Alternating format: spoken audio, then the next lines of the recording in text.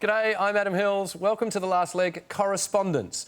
In a post-truth world where journalists, pollsters and experts have proven themselves unable to explain what the hell is going on, it's time someone else had a go. So we're sending last leg correspondents outside of this media bubble of a studio into the real world with real people. I mean, you know, what do those two idiots in there know? Ponzi media types with no concept of what goes on outside their frappuccinos. We can still hear you! Sorry. Anyway, we sent Tez Ilyas out to get a handle on radicalisation.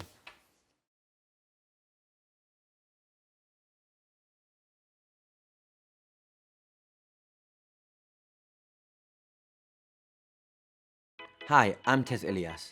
I'm a stand-up comedian, I'm openly Asian, I'm British, oh, and I'm Muslim. So I've got all of that going on.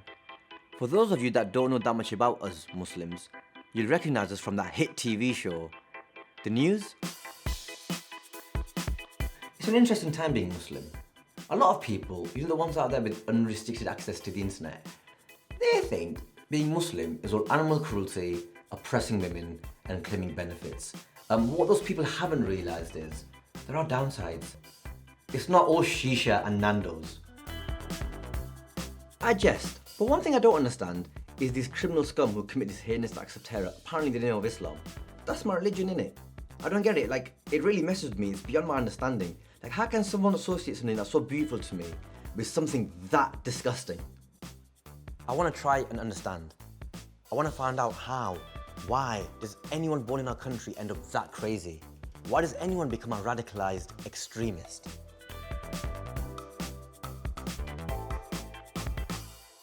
Neil, are you a Muslim? I'm not a Muslim, no. You just like the look? Yeah, pretty much, yeah, the beard. Why do you think people become extremists?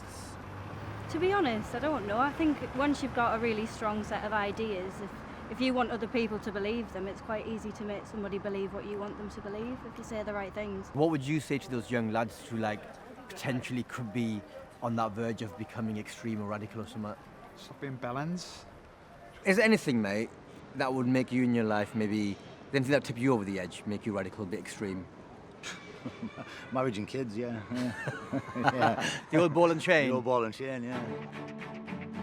Well, that's given me a bit of an idea. However, as much as I agree with Michael Gove that we don't need experts, maybe we should just go see an expert. So you are Professor Abbas? Indeed, I am. And yes. what is your job title? So I'm a senior research fellow here at the Royal United Services Institute. So you're Muslim, I'm Muslim, right? And I'm trying to figure out who these people are that are using our religion to do these awful things. Professor, who are these people? We know that these radicalised young people tend to have a certain demographic background, certain histories in terms of domestic violence, criminality even, certain problems in terms of psychological issues. What is their journey from the beginning to then committing an act of violence? So it starts with questions. Searching deep questions that have no immediate answers. They can't quite find them in their mosques or among community leaders, so they go to the internet. And the internet is full of all sorts of misinformation.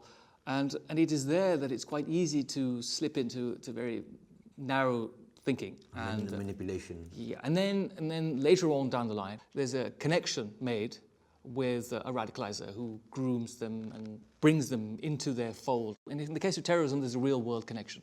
How much of a factor is foreign policy or British foreign policy in people becoming radicalised? Well, it's certainly a big issue. So it's an issue, yes. Probably not the only issue. Because we can see that people who are angry, marginalised and voiceless get angry about foreign policy. It doesn't necessarily mean that they will go all the way to violence. They can find other ways of expressing their grievances. Yeah, because I get angry about some of the stuff that our countries in the Sure. Middle East, but like the Prophet Muhammad said, the penny is mightier than the sword. Yes. Or the keyboard in Yeah, our so case. you would rather write a letter to one of the newspapers. Yeah, or tweet.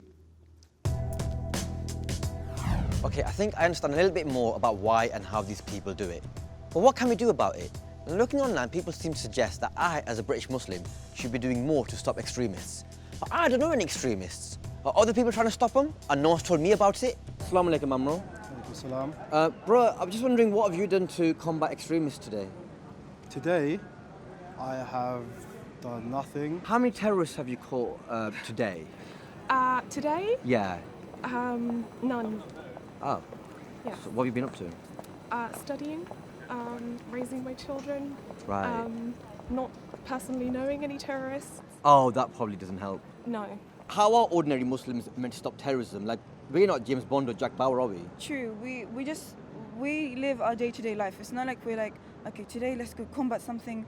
It's more, okay, today I'm going to I'll work. have breakfast I've got now, school to- Exactly. on the way to work I'll get a terrorist, and then during my lunch break I'll stop an extremist. It's not like that, is it? No, it's not.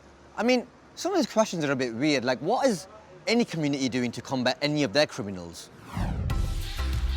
Hi guys, I was wondering what you two are doing about embezzlement in the financial industry. Hi guys, I'm just wondering what you're doing to discourage embezzlement in the financial industry. Hiya mate, I was wondering what you're doing about embezzlement in the financial industry. It said no one wants to take any responsibility. It's weird.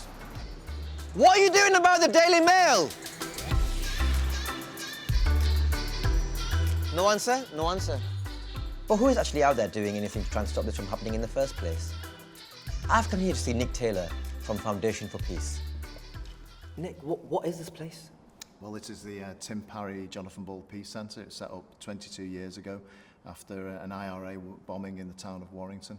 So we've been around quite some time now, really, doing quite a lot of work in trying to prevent and resolve and respond to violent conflict. What do you do specifically here to make young people turn away from extremism or radicalisation? I think some of the things that we do is they meet people they never met before. They often meet people who've been involved in extremism, ex-terrorists, people who've actually been involved. They see and hear from them, and they realise that violence never works.